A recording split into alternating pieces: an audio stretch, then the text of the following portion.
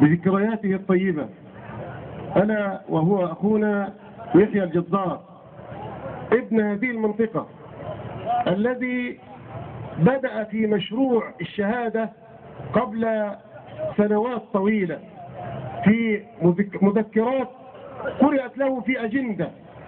كان عامل مشروع شهادة قبل أن يموت شهيدا، خرج وقتله الظالمون. يقول النبي صلى الله عليه وسلم: سيد الشهداء حمزة بن عبد المطلب، ورجل قام إلى حاكم ظالم فأمره ونهاه فقتله، أحسبه والله حسيبه. أخونا الشهيد يحيى الجزار وأمثاله من أبناء هذه الأمة الولادة، هذه الأمة الولود، هذه الأمة التي كانت تستطيع أن تنجب عشرات بل مئات خيرا من هذا النظام الفاسد، النظام الذي حررنا الله تبارك وتعالى بحوله وقوته.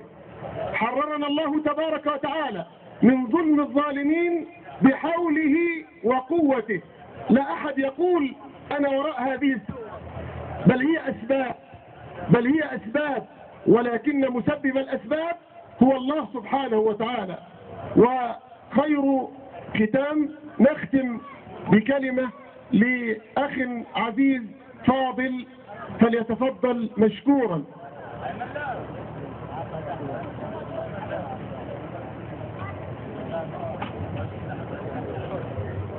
اسمحوا لي أعود. موافقون؟ بسم الله الرحمن الرحيم. نحمدك اللهم حمد الشاكرين، ونشكرك شكر الحامدين، ونصلي ونسلم على سيدنا محمد وعلى آله وصحبه وسلم. أما بعد، فالسلام عليكم ورحمة الله وبركاته. ولا شك أن في هذه الليلة الجميلة ونحن في حرارة أن نستقبل بحرارة، وقد صرنا قاب قوسين أو أدنى من العشر الأوائل من ذي الحجة، فكل عام وأنتم بخير. نسأل الله تبارك وتعالى أن يعيد علينا هذه الأيام ونحن إلى الله أقرب، وفي أوطاننا أعز وأكرم إن شاء الله. في هذه الأيام وفي نهايات هذا الشهر الكريم نهنئ أنفسنا دائما بنصرين، أحدهما نحتفل به لأول مرة بعد ثورة 25 يناير، وهي ذكرى حرب أكتوبر ورمضان المجيدة. فشعرنا بما لم نشعر من قبل، وسمعنا ما لم نسمع من قبل، أن لهذه الثورة جنود وأبطال اختزلوا، مرة في صاحب القرار ومرة في صاحب الضربة الجوية. أما الشهداء الذين قدموا حياتهم عرفانا وبطولة لم نكن نسمع عنهم كثيرا، فمرحبا بانتصار أكتوبر بطعم جديد بعد 25 يناير. والتشابه بينهما كبير. في حرب أكتوبر استعاد المصريون كرامتهم وعزتهم بعد أن أهانها هذا الكيان الصهيوني وتلك العصبة التي كانت وراءه وما زالت وراءه حتى الآن. فاسترد المصريون كرامتهم واستردوا أرضا محتلة، ونحن كذلك في 25 يناير استردنا حريتنا، وعادت إلينا وطن مسروق منهوب طوال عشرات السنين. قدمنا في أكتوبر شهداء وقدمنا في يناير شهداء، فطوبى لمصر وللمصريين شهداءهم وما أنجزوا بفضل الله تعالى. الحقيقة في هذه الثورة لابد أن نستشعر أن هناك نعم من الله تبارك وتعالى، وهذه النعم هي سقوط نظام متغطرس متجذر تحميه قوى أمن شديدة البأس تم صنعها في عشرات السنين، فإذا بهذا النظام في 18 يوم أمام شعب أعزل في مظاهرة سلمية يسقط وينهار. من الذي أسقط هذا النظام؟ كما قالها مصري مسيحي: الله وحده أسقط النظام، ونحن كنا أسباب، كنا وسائل. ربنا سبحانه وتعالى استعملنا في هذه المعركة. فلما علم في قلوبنا خير ووجد من المصريين ما لم يكن موجودا طوال سنوات جرفت فيه قيم وأخلاق المصريين، عندما رأى هذا الحب وهذا التوافق، هذا الإيثار، هذه الروح الجديدة في ميدان التحرير، فتنزل النصر وقذف بالرعب في قلوب هؤلاء. ولعل من الأخبار الطيبة أن مبارك الذي تأله ووجد أنه لا يسأل عما يفعل، وأنه قد ملك الدنيا وملك مصر وما تحت مصر، كما قال فرعون: وهذه نار تجري من تحتي. أراد الله تبارك وتعالى أن ينزع الملك منه على حياته. قل اللهم مالك الملك تؤتي الملك من تشاء وتنزع الملك ممن تشاء وتعز من تشاء وتذل من تشاء بيدك الخير إنك على كل شيء قدير. فعاش ليرى بعينيه سقوط دولته وسقوط هيمنته ووجوده وراء القضبان محاكم بعد أن ظن أنه امتلك الدنيا وأنها صارت دواما بغير انقطاع، فقطع الله ملكه ومزقه. كما كان يريد بن علي في تونس، وقد كان حربا شديدة على الإسلام وعلى مبادئ الإسلام وقيم الإسلام وأخلاق الإسلام، وكان يكره المرأة المحجبة ويكره الحجاب ويكره الأذان ويكره الصلاة. فشاء رب العزة أن يفر هاربا إلى بلاد الحرمين، فإذا به يسمع الأذان 5 مرات ولا تنزل زوجته إلا وهي منقبة حتى لا يعرفها أحد. وهذا القذافي الذي أساء لشعبه وقتل فيهم من قتل طوال عهود طويلة، كان يظن أنه ملك الملوك كما كان ملك الملوك في إيران فمزق الله ملكه، فكان عاقبته قتلا كأنه فأرا في مكان مهين، إذلالا وعقابا وجزاء من جنس العمل. ونسأل الله تبارك وتعالى أن ينصر إخواننا في اليمن وفي سوريا وفي كل بلاد العرب والمسلمين المستضعفين ضد حكامهم الفاسدين. إذا نحن في هذه النعمة نريد أن نشكر النعمة. شيء طبيعي لما ربنا ينعم علينا نشكر نعمة ربنا، ولأن الشكر النعمة شكر بالقول لا يصح، إنما شكر النعمة في الإسلام بالعمل. قل اعملوا آل داود شكرا وقليل من عبادي الشكور، يعني قليل اللي بيشكر ربنا بالعمل. ومش شطارة انك تقول الحمد لله وكلمتين وأنت تعصي الله تبارك وتعالى في أعمالك، إنما إذا أردت أن تشكر الله فاعتصم بحبل الله، فاستجب لله، فأطع الله ورسوله. وبالتالي نحن مطالبين بشكر هذه النعمة التي وهبها الله لنا. ما كنا فيه وما نريده حول نلخصه سريعا. في دولة كانت قائمة على الإفساد، يعني مش دولة فساد تنصر فساد، لا، دولة إفساد، أي تفسد أبنائها، تجعل من أبنائها أداة للإفساد، فتشجع وتعلي من قدر المفسدين. كل ما ازداد فسادا كلما على. تشتغل كويس تحارب فساد، تقول كلمة حق تحارب، تقول كلمة فيها نفاق تشجع على فساد الأخلاق تعلو وتترقى. دولة كانت تعلي من شأن الإفساد والفساد، فوجدنا فيها إعلاما فاسدا في ذاته مفسدا لغيره، وبرامج للتعليم لا تخرج أبناء مصر يحبوا مصر وطنيين فيهم انتماء، بل رأينا كل شباب مصر وخريجيها يدفعون حياتهم ثمنا للهروب، سواء في البحار أو سواء قبضا واعتقالا في دول أوروبا وأمريكا. ليه؟ اللي يخلي واحد يغامر 50% ممكن أن يغرق، لأنه 100% ملوش مستقبل في هذا الوطن. حالة الفساد اللي فيها وصلت، كانوا بيضحكوا علينا والفاسدين هم اللي بيقولوا الفساد وصل للركب، إنما احنا كنا غرقنا في الفساد وغرقنا في فسادهم هم الأول.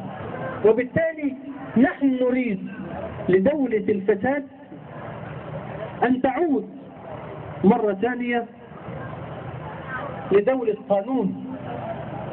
أول ما نفعل فيه أن نكتس جذور الفساد في الوطن. سقط النظام ورؤوس النظام، إنما ما زالت له أذناب كثيرة، ما زالت له أيادي كثيرة اللي استفادوا من النظام رغم أنهم قلة، إنما منتشرين في كل مكان. في ناس ما زالت في المحافظات أصحاب ملايين استفادة من فساد النظام اللي مسبب أزمة الكيماوي فاسد من أبناء هذا النظام، يأخذ نصف الحصة لبؤيل الأسمدة ويبيتها ويحتكرها ويرفع ثمنها وينزلها بالسعر اللي هو عايزه. ليه؟ لأنه فاسد ومفسد ويؤيد نظام الإفساد، وبالتالي كان لازم يبقى له نصيب. في ناس خدت أراضي، وناس خدت أذون استيراد، وناس خدت عقارات، وناس خدت أموال، وناس خدت امتيازات، تراخيص. كل ده علشان يدافع عن النظام. وأنا متذكر في لقاءات عديدة مع بتوع أمن الدولة ومفتش أمن الدولة بالتحديد، قلت له أنتم ما بتدافعوش عن النظام، أنتم بتدافعوا عن مصالحكم، لأن النظام نجح في أنه يربط مصالح الناس بمصلحته، فصار كل منهم يدافع عن مصلحته وهو يدافع عن بقاء النظام، لأن الامتيازات اللي هو عايش فيها هتروح إذا سقط النظام، وهو ده اللي حصل. ولذلك من تبقى يريد أن يتمسك، يريد أن يحيي نفسه مرة ثانية، يريد أنه يتشعبط في المركب. ليه؟ لأنه خايف على فلوسه بعد ما نفوذه حصل. وبالتالي في إطار هدم دولة الإفساد نقيم دولة القانون، يبقى الناس كلها قدام القانون حاجة واحدة، مفيش ابن البطة البيضاء وابن البطة السوداء، مفيش واحد يتنفذ عليه حكم والتاني ما يتنفذش عليه حكم. لا، الدولة حتى أيام المخلوع والنظام الفاسد كانت الدولة تقوم في نص دستوري على سيادة القانون. نظام الحكم يقوم على سيادة القانون. يعني ايه سيادة القانون؟ يعني لما اختلف انا وانت نروح للقانون والقانون ينصف واحد مننا ياخد حقه. لو اختلفت انا والحكومة او انا والدولة نروح للقانون، لو القانون انصفني على الدولة، الدولة تقتص من نفسها وتعطيني حقي. انما مش ده اللي كان بيحصل. اللي كان بيحصل ان في مليون حكم قضائي على الدولة لا ينفذه، وبالتالي الناس ما حسيتش بحالة من العدل، ما حسيتش ان القانون محترم. مش هي دي الدولة القائمة على سيادة القانون، دي كانت دولة مغتصبة من أهلها. وكثيرا ما كتبت أن شرعية النظام مفتقدة لسببين: الشرعية الشعبية ضائعة لأن تزوير الانتخابات الدائم أفقد هؤلاء الشرعية. يعني أنا كشعب ما جبتكش، والله ما جبتك، وانت راكب على نفسي غصب عني، فما عادش في عقد بيني وبينك. أنا أجيبك وانت تحكمني وتحميني وانا اسمع واطيع في مقابل حقوق ليا وواجبات علي. مفيش العقد ده. ده كان اغتصابا. السبب الثاني وهي الشرعية القانونية، وهي احترام القانون واستقرار القضاء. واحنا عارفين ايه اللي كان بيحصل لحد انتخابات 2005 لما القضاة زوروا وزملائهم القضاة فضحوهم، فاضطروا في النهاية لتعديل دستوري بإخراج القضاة من لجان الانتخابات. يبقى شرعية النظام كانت شرعية باطلة، إنما اللي كان بيحكمنا الحديد والنار، وإحنا ساعدناه شوية. نحن نريد من دولة الإفساد إلى دولة القانون. أيضا أنشأوا دولة التمييز. الناس اتميزت عند الحاكم، يا إما بفسادها، يا إما بنفاقها، يا إما بفلوسها، يا إما بأي حاجة. المهم إن بقى في تمييز بين المصريين. الناس مش كلها مية واحدة، بقى في واحد ياخد حقه وواحد ياخد أكتر من حقه، وكثيرين يحرموا من حقوقهم. الدولة القائمة على التمييز دولة ضعيفة، لأنها تمارس ظلم، والظلم يثير حالة من الحقد والغضب. ولذلك لا نستعجب أن ثورة 25 يناير كانت مفجرها حالة الغضب لدى كل المصريين. صحيح بدأها شباب، ثم انضم إليهم الكبار والصغار والنساء وكل الأعمار. وجدناهم في ميادين مصر وليس في ميدان التحرير فقط. ليه؟ عشان حالة الغضب، حالة الظلم، حالة التمييز القائمة. اللي معاه فلوس يشتغل، اللي معهوش فلوس ما يشتغلش، لأن اللي بيشغل بيرتشي. اللي معاه واسطة يتعين، اللي معهوش واسطة ما يتعينش، لأنها ماشية مصالح، شيلني وشيلك. هذه الدولة آن لها أن تسقط وتنتهي، ويأتي محلها دولة العدل والمساواة. دولة تعدل بين الناس بحكم الله وحكم القانون وحكم الدستور وحكم الشعب، لأن العدل قيمة مطلقة. ربنا سبحانه وتعالى قال: ولا يجرمنكم شنآن قوم على ألا تعدلوا، اعدلوا هو أقرب للتقوى. تعدل ضد مين مع مين ولصالح مين؟ مفيش تمييز مع كل الناس، مسلم ومسيحي، اسود وابيض، عربي واجنبي. طالما انت قائم على حكم وجب ان تعدل فيه، وجب، مفيش فيها خيار. انت ما بتختارش، انت ما بتنقيش، انت مأمور بالعدل. ولذلك عندما ننهي دولة التمييز ونقيم دولة العدل والمساواة، إذا نحن قد حققنا هدفا من أهداف هذه الثورة. أيضا أسقطنا دولة العشوائيات. والعشوائيات قد تكون في الفكرة وفي الدماغ وفي الإدارة، وقد تكون على أرض الواقع. قرانا كلها عشوائيات. ليه؟ لأن المسؤول غبي. لما تبقى كل أسرة بتكبر وبتخلف وولادهم عايزين يتجوزوا وعايزين يبنوا، والقانون لا يسمح، لأن الرسم والتخطيط العمراني خط التنظيم مش متحدث من سنة 80 أو 82، ده يدفع الناس دفعا إلى أن كل واحد يبني على مزاجه، كل واحد عنده حتة يبنيها. فلن تجد في أي قرية شارعا على استقامته، لأن مفيش تنظيم. البيت ده طالع كده، البيت ده في قفا ده، البيت ده في عرض ده، البيت ده في وش ده، وده يعمل مشكلة. تيجي تسافل تلاقي مشكلة، تيجي تعمل خط مية تلاقي مشكلة عشان الانحدارات ما تعرفش تتعمل، عشان تيجي تعمل صرف صحي تلاقي مشكلة. دولة العشوائيات أمام القانون دولة لا حظ لها، لا في تعليم ولا في صحة ولا في كهرباء ولا في مية. بالقانون يقول لك المنطقة دي عشوائية ما يدخلهاش الكلام ده. القانون لا يسمح. فالناس تركب كهرباء سرقة، وبعدين يجوا في انتخابات يروحوا راشين الناس، يقول لك هندخل كهرباء في العشوائيات، يدخلوا العداد الرقمي ده. وبعدين عندنا مشكلة في بنك التنمية والائتمان، قاعد يسلف الناس رغم ان المفروض انه يسلم الناس لشغل زراعة، انما كان اي حد يجيب اي حجة وياخد سلطة يجوز بها العيل، يجوز بها البنت، وتتبقى الديون متراكمة تزداد كل يوم، سرطان. ويجي كل انتخابات يقول لك إعادة جدولة الديون مرة تانية. هذا النظام الذي قام على العشوائية في التفكير والعشوائية في الإدارة والعشوائية في التخطيط آن له أن ينتهي، وتيجي ناس تخطط لمصلحة الناس. مصلحة الوطن هي مصلحة الناس، ومصلحة الناس هي مصلحة الوطن. كان الأول الحاكم هو الوطن، والوطن هو الحاكم. اللي في مصلحته يتعمل، واللي مش مصلحته ولا مصلحة رجالته ما يتعملش، حتى لو اتحرق الشعب كله. نقوله في إطار العشوائيات؟ لا، صار الأمر الآن إعادة النظر في كل القروض اللي تمت للفلاحين، إعادة النظر في كل ما يتم أثناء الدورة الزراعية من توفير للأسمدة وللكيماوي وللتسويق. وإحنا القطن بتاعنا مش عندنا في بيوتنا، واللي عارض مبالغ أقل من تكلفتها بخسارة.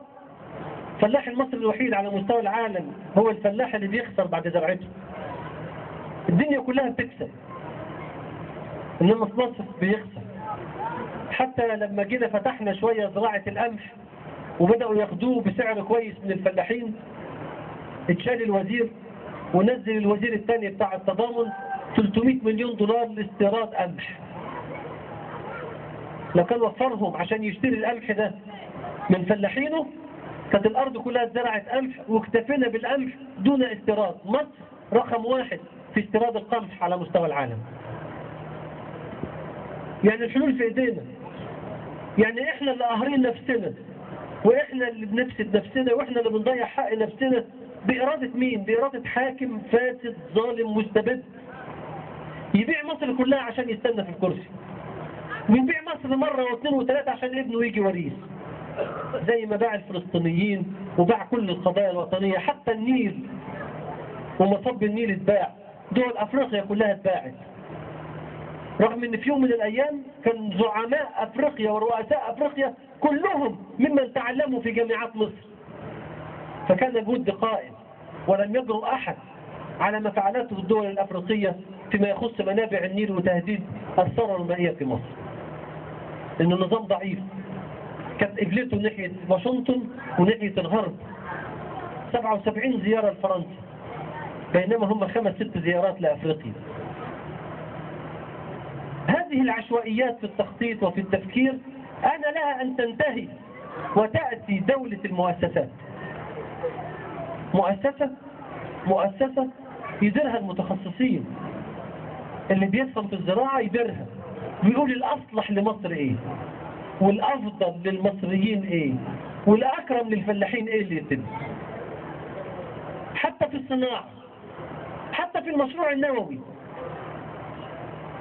واحد يقول لك طب ما احنا مؤسساتنا موجودة. قد يكون مؤسساتنا موجودة ولكنها مؤسسات هيكلية، أشكال ملهاش دور، ومن يقدم منهم دراسة نافعة تتحط في الإدراك. وأنا أضرب المثل دايما بالتقرير رقم 7 رقم 8 تقرير مجلس الشورى عن البرنامج النووي المصري سنة 87. تكلم في كل شيء، جاب كل العلماء وكل المتخصصين وكل المسؤولين وقعدوا طلعوا تقرير في منتهى الروعة، وحدد فيه مصادر المواد النووية، كيفية التخلص من النفاية، كيفية التأمين، ووضع خطة لإنشاء 10 مفاعلات لحد سنة 2010. التقرير ده اتاخد لأن اللي بيدير مستواه ضعيف على قد حاله، خد التقرير حطه في الدرج. نحن الآن في سنة 2011 كان بقالنا سنة عندنا 10 مفاعلات في إطار برنامج نووي. فلما طلعنا لنا وريث يتكلم على المفاعل النووي بيبسطنا، فاكر انه بيفرحنا، فاكر ان احنا متخلفين زيه. البرنامج النووي مختلف عن المفاعل النووي. البرنامج النووي ده زي مصنع تركيب السيارات، تصنع فيه سيارة. اما المفاعل النووي تسليم مفتاح اكنك اشتريت عربية. فرق كبير بين اللي بيصنع وفرق بين اللي بيشتري. احنا في الستينات احنا والهند عملنا مفاعل نووي واحد نفس الماركة عندهم وعندنا. هم اتعاملوا معاه بطريقة مختلفة عننا، هم فككوه مرة تانية وأعادوا تركيبه حتة حتة. احنا ما زال هو اللي شغال عندنا في أنشار، مفاعل محدود، وإن كان أضيف له إضافة بعد كده، إنما محدودة. أين الهند الآن؟ الهند دولة نووية لديها قنابل نووية. الهند تصنع مفاعلات نووية. الهند تصنع قطع غيار للمفاعلات النووية، لأن كان في عقل يدير في دولة مؤسسات. سابوا الأمر للفنيين، ده يدرسها المتخصص واللي يقرره نافذ. اللهم إذا كان هناك خطر على الأمن القومي نقعدوا مع بعض نقولوا إيه اللي ينفع وإيه اللي ما ينفعش. إنما يبقى كل العلماء وكل المتخصصين وكل المؤسسات تمشي برأي فرد أمن أو رئيس جاهل، هذا ما جنته مصر طوال عشرات السنين. إذا نحن نريد أن نغير من دولة العشوائيات إلى دولة المؤسسات. نريد أن نغير دولة الظلم اللي خلت المصري يشتغل ويتعب ويتبهدل وبعدين ما ياخدش إلا الكفاف، ده إنطال الكفاف، بينما آخرين لا يبذلون ولا يعملون وربما لا يفكرون ويحوزون على خيرات الوطن. مصر المنهوبة ثرواتها بالمليارات زي ما احنا بنقرا دلوقتي وبنسمع وبنعرف، ده اللي احنا عرفناه لحد دلوقتي، ما زالت رغم ذلك مليئة بالخيرات. شوف رغم التجريف اللي تم، إنما ما زال مصر فيها مئات الآلاف بل ملايين الأبدنة الصالحة للزراعة، إنما عايزة قرار. هناك مياه جوفية وأنهار تحت الأرض تملأ صحاري مصر اكتشفها العلماء وفوقها أرض صالحة للزراعة، إنما أيضا تحتاج لقرار وإرادة سياسية. مصر اللي فيها 3 مناجم ذهب، أول ما اكتشفوا الذهب قفلوا المناجم، ولما افتتحوه قالوا بقرة الإنتاج نوديها لمؤسسة الرئاسة. راحوا جايبين له 5 كيلو ذهب مقطعينهم وحاطينهم في مؤسسة الرئاسة، الآن يبحثون عنهم مش لاقيينهم. في التحقيقات اللي بتتم مع وزير البترول والمسؤولين، 3 مناجم ذهب، جزيرة للزبرجد، وادي للسيليكون في جنوب غربي، في شمال مصر آبار للغاز مكتشفة حديثة تكفي مصر 75 سنة. واللي أعظم من كده وكده العقول المصرية والإمكانيات المصرية التي لم تجد نفسها في وطن مخنوق هجرت بره، وصنع منها أعظم علماء العالم الآن أحمد زويل. أين صنع؟ صنع في أمريكا. إيه فضل مصر عليه؟ إنهم زهقوه في الكلية وفي الجامعة لحد ما سابها وطقس وطلع أمريكا، فصار أحمد زويل. طب إحنا ما عندناش أحمد زويل جوه مصر، عندنا آلاف زي أحمد زويل وأحسن من أحمد زويل، إنما لم تتح لهم الفرصة.